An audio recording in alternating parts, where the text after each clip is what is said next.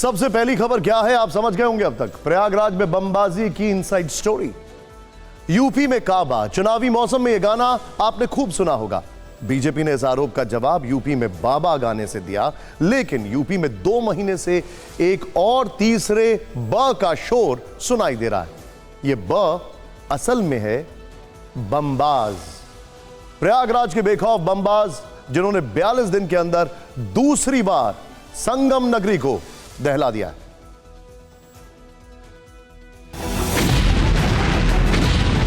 प्रयागराज के झुंसी इलाके का खौफनाक मंजर देखिए।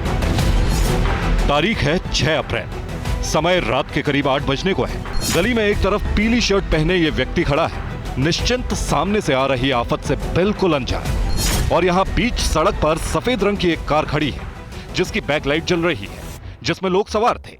अब तक यहाँ की तस्वीर बिल्कुल सामान्य सी दिख रही है, लेकिन चंद सेकंड बाद ही यहाँ दहशत फैल जाती है। बाइक सवार 2 बदमाश तेजी से कार की तरफ आते हैं और कार पर बम मारकर फरार हो जाते हैं।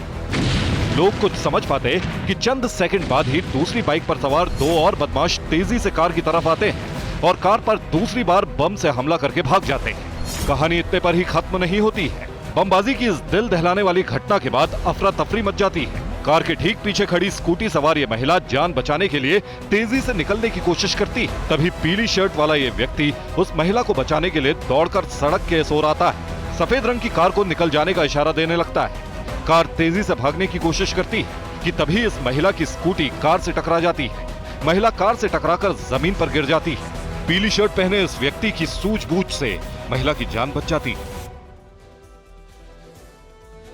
उमेश पाल हत्याकांड में पुलिस का दावा था कि वो जल्द से जल्द आरोपियों को पकड़ लेगी, लेकिन ये नहीं हो पाया और अब एक बार फिर प्रयागराज में बम की आवाज जो है वो सुनाई देती है।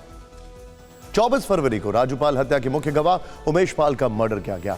उमेश पाल पर पहले फायरिंग फिर बम से हमला हुआ था। ठीक 42 दिन बाद प्रयागराज में ऐसी ही दूसरी वारदात हुई है। 6 अप्रैल को प्रयागराज के झूसी में बीजेपी की जिला मंत्री विजय लक्ष्मी चंदेल के बेटे विधान सिंह पर बम से हमला किया गया। उनकी कार पर 2 बम मारे गए। विधान सिंह हमले में बच गए। आपके मन में सवाल होगा कि क्या बम मारने की दूसरी घटना भी अतीक अहमद से जुड़ी है? क्या अतीक के गुर्गों ने उमेश पाल के बाद बीजेपी नेता के बेटे को टारगेट किया है? तो फिलहाल इस मामले में ऐसी कोई जानकारी नहीं है। विधान सिंह की सफारी कार पर गुरुवार रात 8 बजे बम से हमला हुआ। तस्वीरें हमने आपको थोड़ी देर पहले दिखाई, एक बार आप फिर से इसको देख सकते हैं। गाड़ी में उनके साथ दोस्त प्रांशु यादव भी थे। बीजेपी नेता विजय लक्ष्मी चंदेल का आरोप है कि हमला शिवम यादव नाम के एक बदमाश ने किया, जो कौशांबी में तैनात कांस्टेबल शिव बच्चन यादव का बेटा है। शिवम क्या करता है? शिवम यादव भी कुछ करता होता नहीं, कुछ नहीं करता है। वो पूरा एकदम गैंगस्टर अपना बना रखा है, बढ़िया से खूब गुंडाई कर रहे हैं और इस पे सख्त सख्त कार्रवाई होनी चाहिए। लड़के को तुरंत गिरफ्तारी होना चाहिए। ये इन्होंने असलहा भी लिए हैं।